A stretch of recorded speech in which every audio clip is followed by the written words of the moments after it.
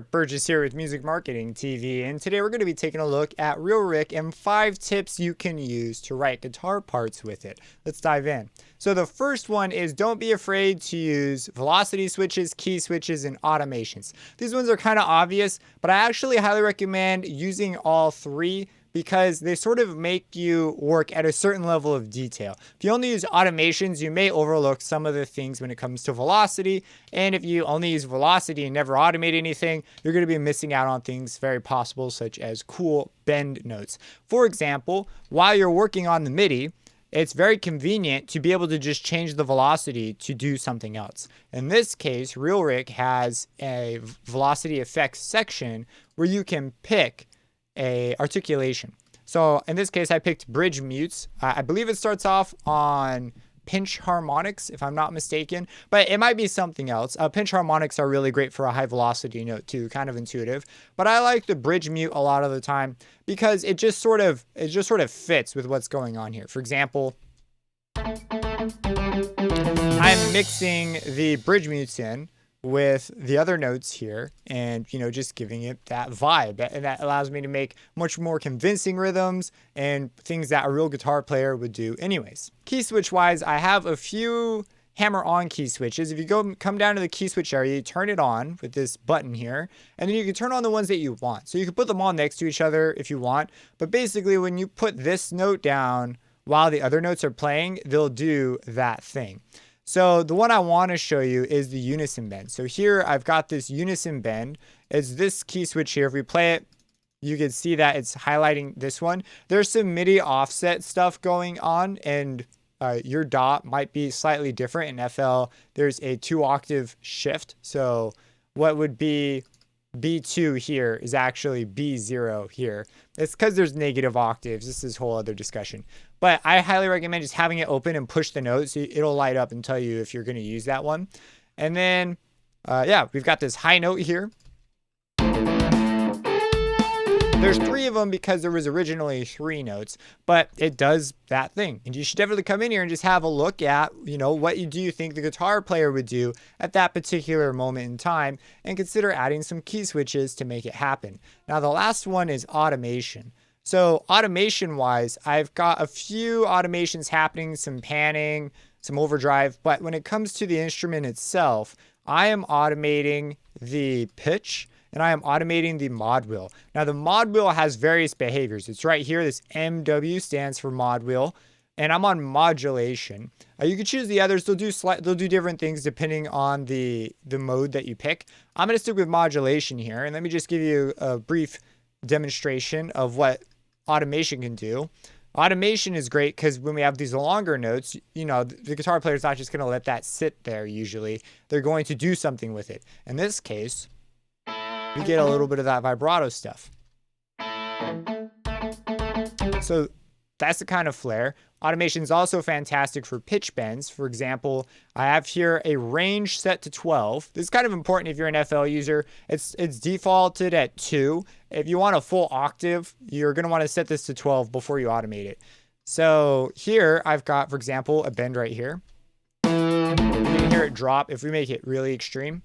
And there's also a little bit of shaking, and that's because of this mod wheel. If we actually lose this real quick here and make it more extreme, that's what it would sound like without it. Now, the combination of them is a pretty dang convincing effect. So definitely consider some automation. So there's the 3 styles of sort of controlling things and adding articulation. And you're going to want to use all 3 of them because they come with different mindsets and they force you to think a little bit differently, each one, in a way that I really think helps musically.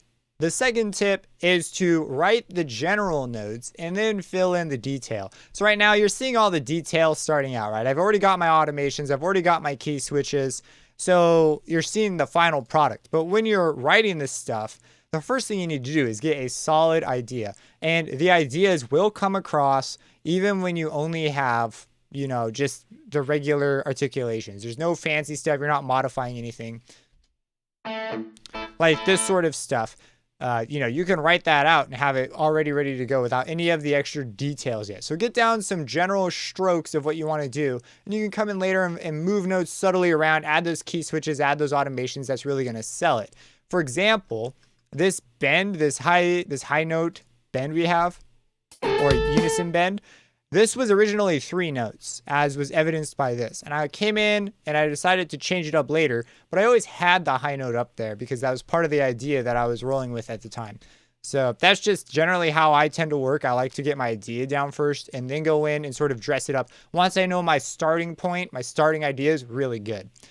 This also brings up the velocity switches. So I've got them on bridge mute. It's really easy while you're working with notes to just come in and change the velocity really quick. It's a lot more convenient than adding the automation or adding the key switches, where here, you just change the velocity a little bit. So that's one reason, again, I kind of favor the mute when it comes to this, because I can come in and get those parts of my rhythm down very quickly. Like this was there at the beginning. It took me like no effort to just come in and change the velocity a little bit. And that's something I'm going to do with the original notes anyways. All right, tip number 3 is to try out different fret positions. So guitar players, I don't play guitar, but I do know that they play in different positions, and where you hit a note on the neck is going to sound different and give a different tonality. And if you come to the key switches, there's these key switches for above. Now these all have the T on, which is toggle, and I don't like this behavior just by default. You might like it a lot more, especially if you're going to stay in a position for a long time. But in most cases, I tend to turn this off. Every now and then I'll leave it on. So I turn these off. That way the fret position is only changed when that note is there. I did take advantage of this in this case. Up here, we've got a spot. There are higher notes right here. We've got these extremely high notes. If I push them, you can see I'm changing to fret 18. And this changes the tonality of this particular section. Let me play it for you.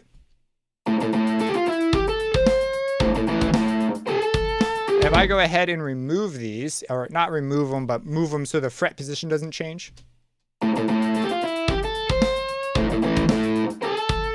So there you go. That's what it would sound like. I really prefer the second way.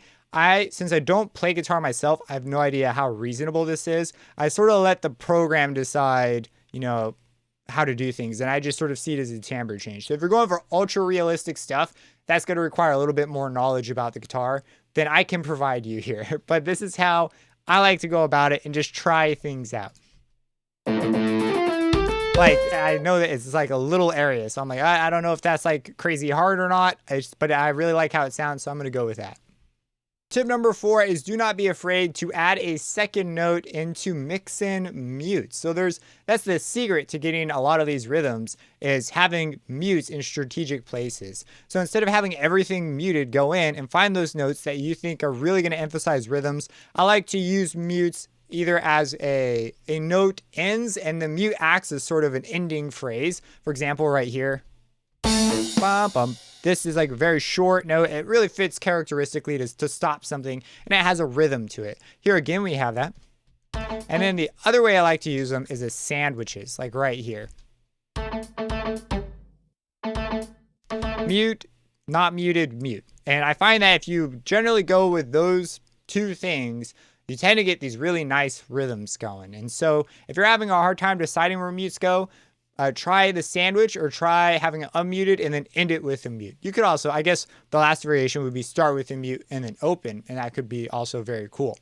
But there's a couple ideas for you. Now, when it comes to adding a second note, there's a few key things to consider. The first one is how busy is that area that you're working in? If it's already really busy, adding a second note is going to bring with it a couple of things. First, a second note is going to bring along with it harmonic information. It's going to allow you to push chord progressions a bit easier.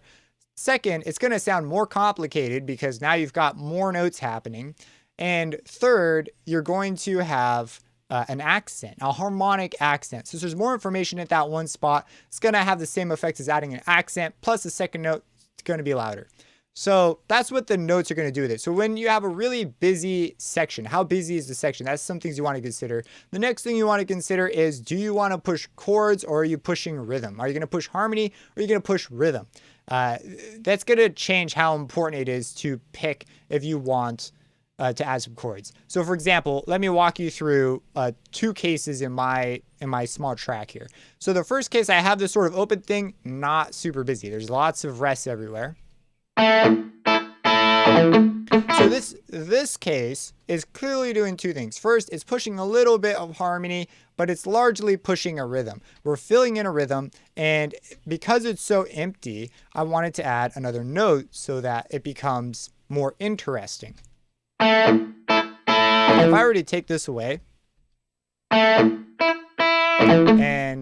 yeah, just not as interesting, we could get rid of the other one.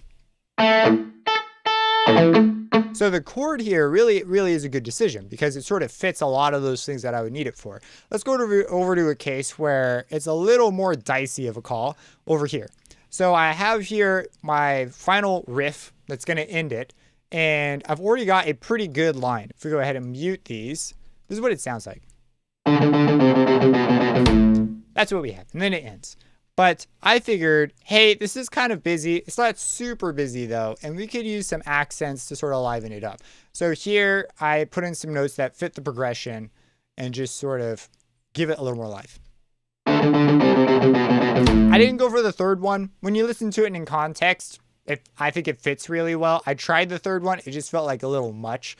So I decided not to do it, but you might add in the third chord.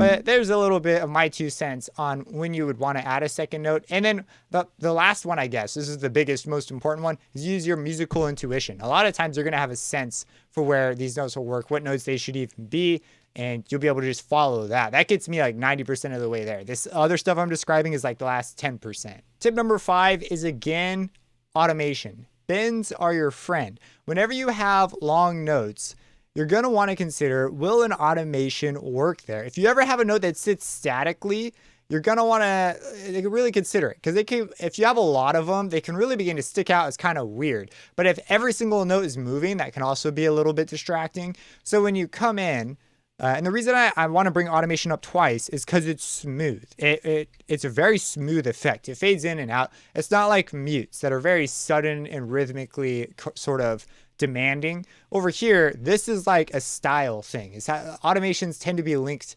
to this kind of a viewpoint where musicality comes out a bit more, I think, in automation. It definitely comes out in the other one too. I just think that when I'm using automation, it tends to be very heavily handed in this way. So whenever I have these long notes, like not all of them have it. Like right here, look at this. There's no automation for these. But I have other sections, like we start off with, most of these same exact phrase. And there's various degrees of it, where I fade it in and out. How much vibrato do I want there? And, I come in and I make decisions as I feel I should. And then I always start back and listen to it from the beginning. And if it sticks out to me when I get to it, that's when I go in and potentially add things to it. So I don't always do it because it'd be nice to have a contrast. Here, I might come in and do it, but it never really occurred to me until I actually was talking and showing you how I made this. So in that case, probably don't need it. Probably could come back now because now it's going to bug me a little bit that it's not there, and I'll notice it every time. But on a first listen or even multiple listens, it didn't really stick out to me too much. Over here, we've got some of those nice juicy high notes. So I have some pitch bends. First one is a subtle one combined with a little bit of the mod wheel. And then again, not every single note needs to have one of these. It's just the occasional stylistic one. And over here, we have that really big high note. And we have that nice bend up, and then it just comes down. It's really, really nice. Now, when you're working with this, I usually like to work with the single curve. However, you will find that wave will have some properties if you really want to get a nice vibrato effect. It's kind of extreme going. And then I really like the modulation mod wheel setting. There are a couple of others that are pretty cool, but I find that I can usually get what I want by a combination of the pitch automation and the mod wheel. So there you go. That is 5 techniques that you can use to write guitar parts with the MusicLab plugins. Subscribe and hit that bell icon for future videos, and have a blessed day.